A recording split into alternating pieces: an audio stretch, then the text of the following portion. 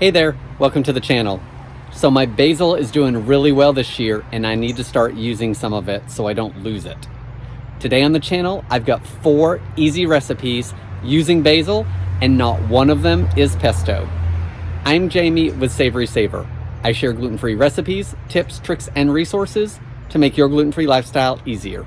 So please consider hitting subscribe and let's get started. So this recipe that uses basil uses a lot of basil. I've got a big bowl of it here, just the leaves. The recipe calls for 2 cups of tightly packed basil, or about 4 ounces. I'm changing this recipe up a little bit. We're gonna do it by taste for me because that's a lot of basil. And if you have a ton of basil you're trying to use, this is probably gonna be the recipe to try. So we're gonna make a simple basil vinaigrette. Again, I'm adjusting in amounts. It's a dressing, so it's all to taste anyway, but I'm gonna link below to the original recipe if you wanna check it out for more specific amounts. The recipe also says to use a high-powered blender. If you don't have that, I don't see why your regular blender won't work. You do want everything pulverized pretty good, but it's a dressing, so you've already got other seasonings and stuff on that dressing anyway. A little bit of basil leaf shouldn't bother anyone. So use your food processor or your blender if you don't have a high-speed one. So we're gonna start by adding our basil to my blender cup. Again, it's a lot of basil. There are all the stems from the basil that I picked for this recipe. The recipe calls for 1 shallot. I do not have shallots, so I'm gonna use about 2 tablespoons of chopped sweet onion, and that's probably about the size of a shallot. I don't usually have shallot in the house unless I'm using it for 2 or 3 recipes.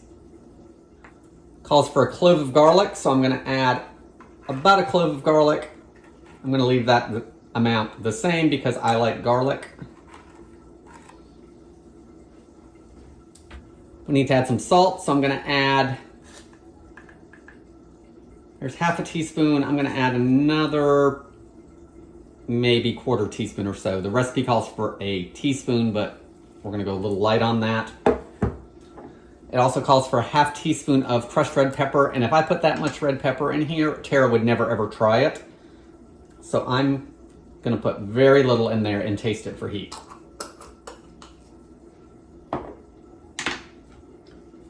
You wanna add a couple tablespoons of red wine vinegar. So there's 1. That should be about 2. It also calls for a 1/4 cup of extra virgin olive oil. I went a little short on that, so I'm doing about 3 ounces. A 1/4 cup is 4 ounces. Guess what? Half a cup is 4 ounces. So I'm kind of in between half ounce and 1/4 cup. So 4 ounces is half a cup. 3 ounces is in between the two, not a 1/4 cup. Let's put this on. Here's our blender. It says you want to blend it for about a minute.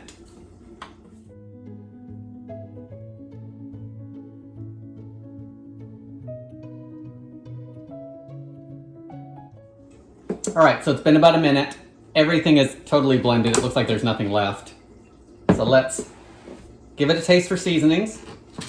All right, so here's our basil vinaigrette. Let's give it a taste. It's good. You can taste the basil. Little bit of heat. It's a little too much, I think, for me. I would dial that red pepper flake back even more. Also watch your salt level, depending on if you're following the recipe or not. Salt is all to taste. And actually, I think, which is unheard of for me, but I think it could use a little bit less salt to it. Overall, good recipe. Super excited about putting this over some greens and having a salad with it. Now, let's move on to the next recipe. So for this recipe, we're gonna make some cheese and basil stuffed mushrooms. So I've got 8 ounces of mushrooms here, and these are just white mushrooms. So use these or the baby portobellos, whatever you wanna use. And I'm just gonna wipe them clean just to get all the dirt off them. So I've got a damp paper towel and I'm just gonna wipe them off.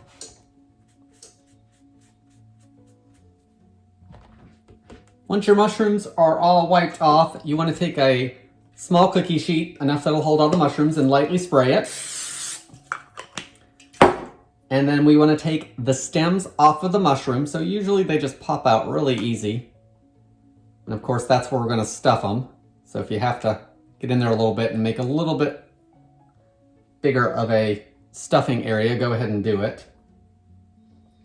And then we're gonna bake these first for a few minutes just to get some of that liquid out of them and to cook them a little more. So go ahead and place them upside down, or right side up, I guess, on the way they grow. That way there, some of the juices will go out onto the pan and not sit in the cap. So I'm gonna do that.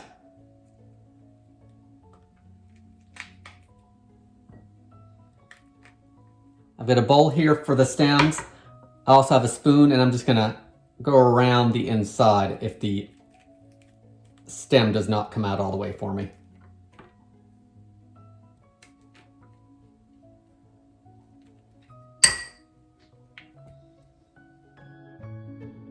Once your mushrooms are all ready, you want to put them in an oven at 375 degrees for about 8 to 10 minutes, just until they start to soften and release some of their juices. And while that happens, we'll make up our cheese filling. So I'm going to link to the original recipe below, but the original recipe made about double this amount of mushrooms, and it's just terra-nice, so I actually cut it in half and made a few changes. So I'm going to take about a 1/4 cup of mayo and put it into the food processor bowl. To the mayo, I'm gonna add some shredded Italian cheese. The original recipe called for Asiago, which I don't usually have straight Asiago. So I'm gonna use some shredded cheese. So I'm gonna put in a good handful, so maybe about 1/2 cup at the most. I'm gonna add some basil, of course. This is about a 1/4 cup of basil leaves that's been lightly packed. Instead of salt, I'm gonna add a little bit of the Parmesan cheese out of the can. You could totally use real Parmesan cheese as well. There's probably Parm in that Italian blend, but I'm gonna add a little bit out of here. Gonna add a little bit of pepper. Let's blend this up and see what we look like. I added a little more mayo. It's not quite blended where I want it.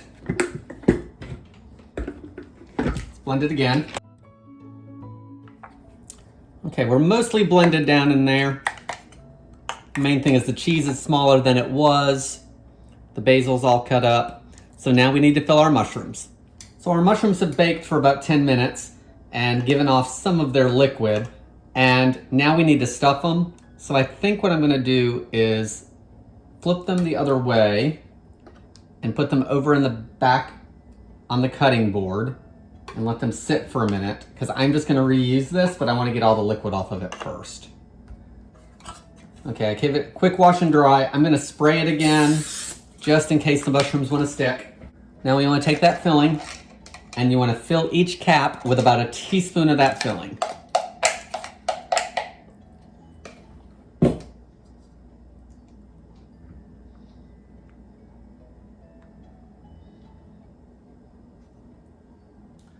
All right, it's easier, get them all back on the tray and then fill them, because then you can just use a clean finger and the spoon and put it right on the top.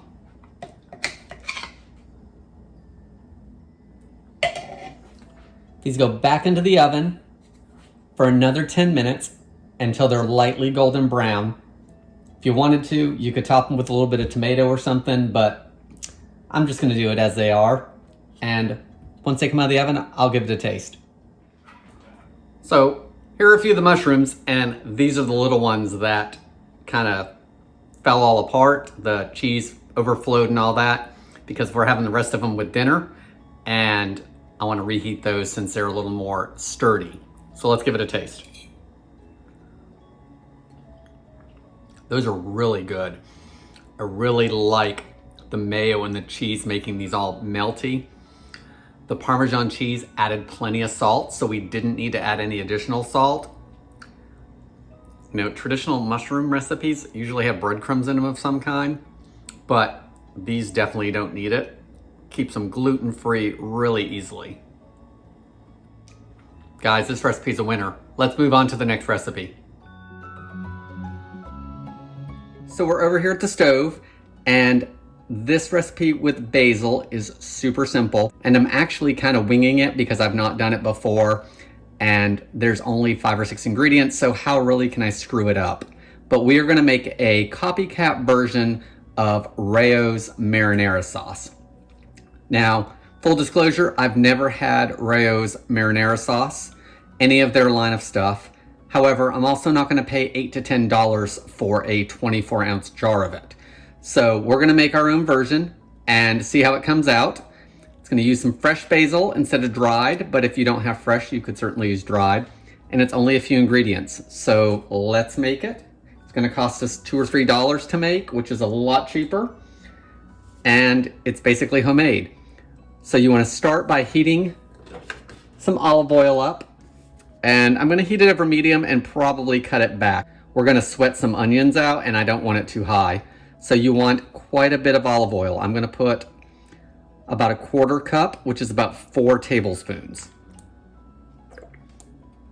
That pretty well coats the bottom of the pan, so do not be shy with it. We're only putting a few ingredients in here. Once your olive oil is heated up, I've got a small onion that I've diced up, so maybe half of a medium onion. And we want to put that in and start sauteing it.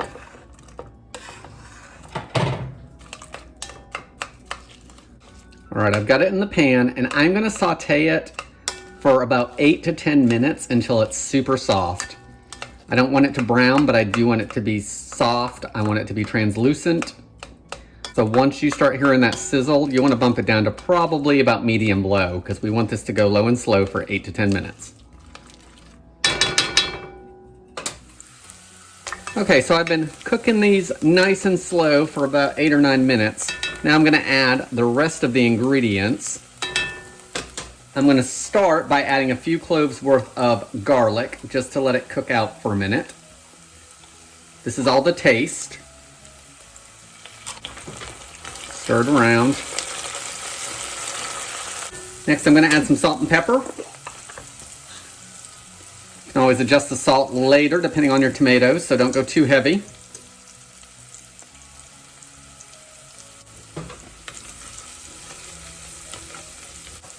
I'm going to add some dried oregano, about a teaspoon or so.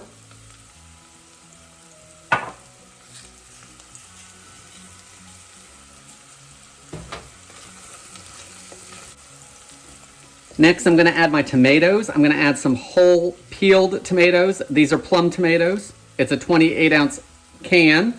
Use the tomatoes that you like.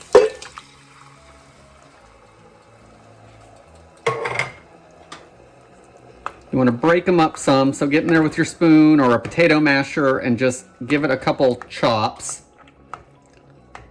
We're going to cook this down so it doesn't have to be totally disintegrated and mashed up yet. I am going to bump up the stove a little bit to get it back up to a good simmer. And once we put this on to actually simmer for a while, then we will bump it back down, but we definitely want it up to a bubble to start out. Now we can't forget the key ingredient is our basil. So I'm adding a great big sprig of fresh basil to this. And the flavors will infuse all through that. And at the end, I may add a little bit more fresh basil, but I'm gonna add this because it's probably gonna get dark anyway as it cooks down. So we're gonna cook it like this, and then I'll pull this piece out and I'll add some fresh if I need more basil. So put that in there. Stir it around. If you don't have fresh and want to use dried, I would start with about a teaspoon of dried, just like you did with the oregano.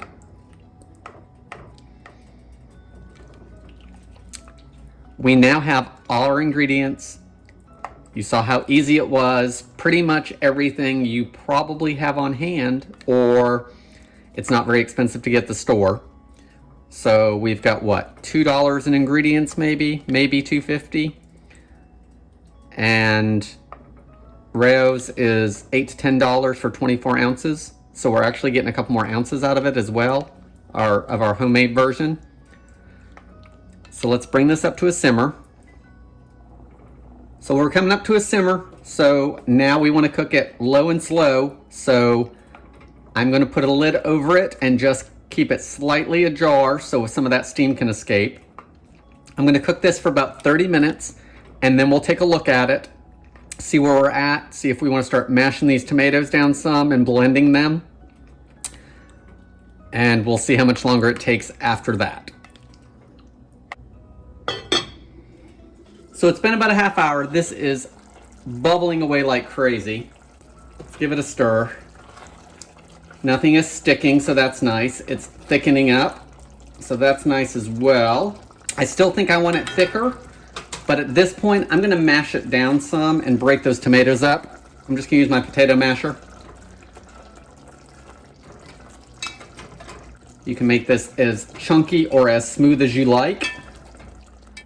All right, for me, I think I'm gonna go another 15 minutes to a half hour. So let's cook it a little longer and then we'll come back and give it a taste.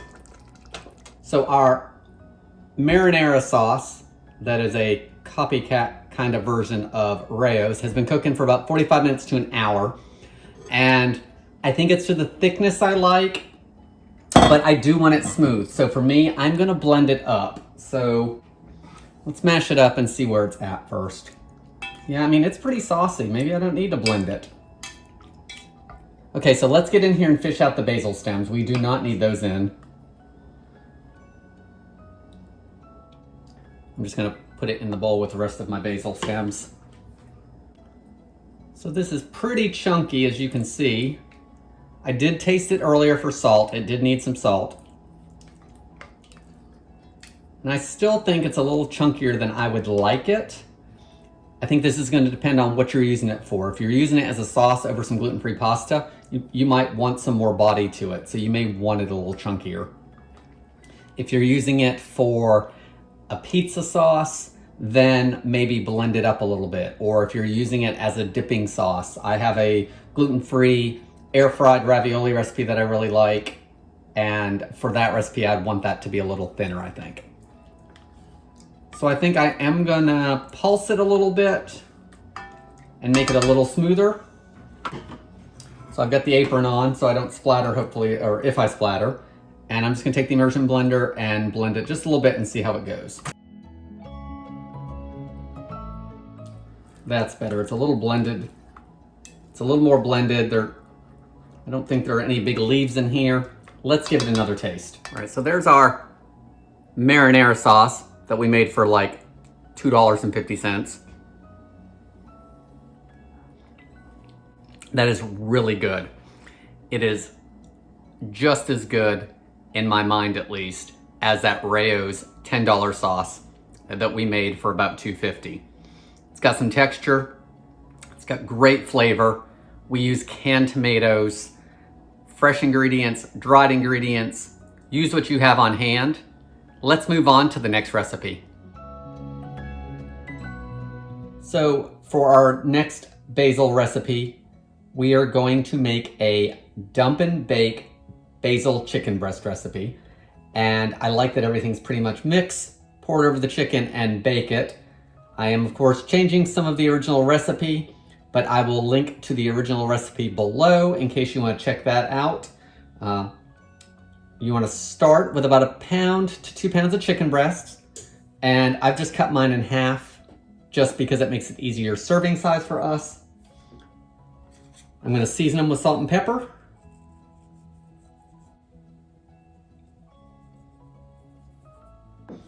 Next, I'm going to put them in a baking dish, and you want a baking dish that can hold a little bit of liquid because we are making up a marinade slash liquid for this. So I'm using, I think this is like an 11 by 7. So if you have more chicken breasts, you're gonna need a larger pan, of course.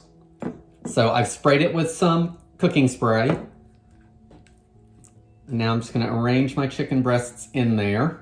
Okay, so the chicken breasts are in there. I've washed my hands because I'm going back into the salt and pepper. I'm gonna season this side.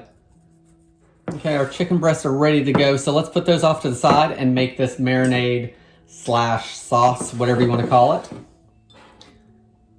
You want to start out with either half a cup of chicken broth or half a cup of white wine. I'm using chicken broth today, and I'm going to shy the liquids just a little bit, I think, just because I don't want too much liquid in there since I'm only cooking a pound of chicken breasts.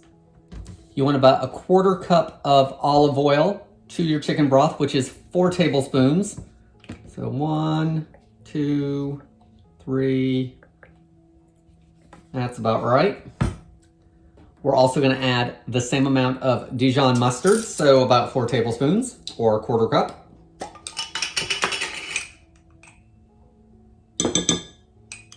I wanna add about a clove of garlic, or you could use garlic powder.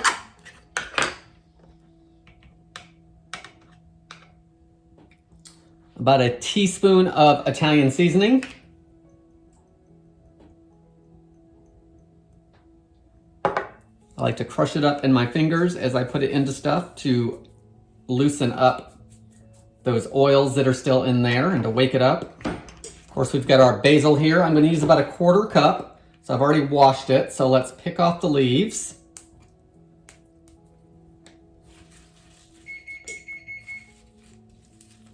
That looks like enough. So I'm just going to ball it up and then run my knife through it.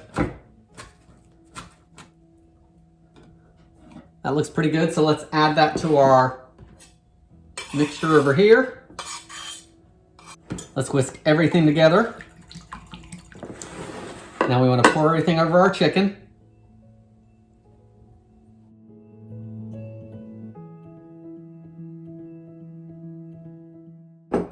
Now the recipe has a couple options at this point.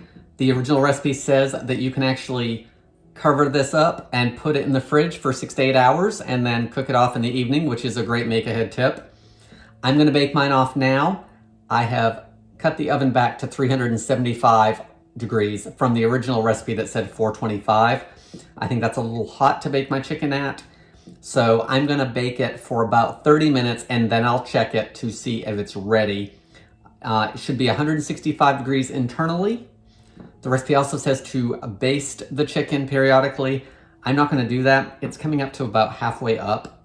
So I'll check on it about halfway through, and if it looks like it might need it, I'll do that. But I don't think we're necessarily going to need to do that. So I'm going to pop this in the oven, and we'll be back to see what it looks like. It took about 30 minutes. Everything is registering 165 in the middle. So we are good to go. Guys, here's the basil plant. I've definitely done a number on it. Hopefully that'll promote some growth back into the plant. None of our recipes today were pesto, so I hope you got some good ideas on what to do with your basil. Let's give this chicken a try before we go. That is a really good recipe. I really like the basil taste. The mustard gives it a little bit of pop. Guys, that's all I have for today. I hope you enjoyed the video, and I hope to see you on the next one. Thanks for watching.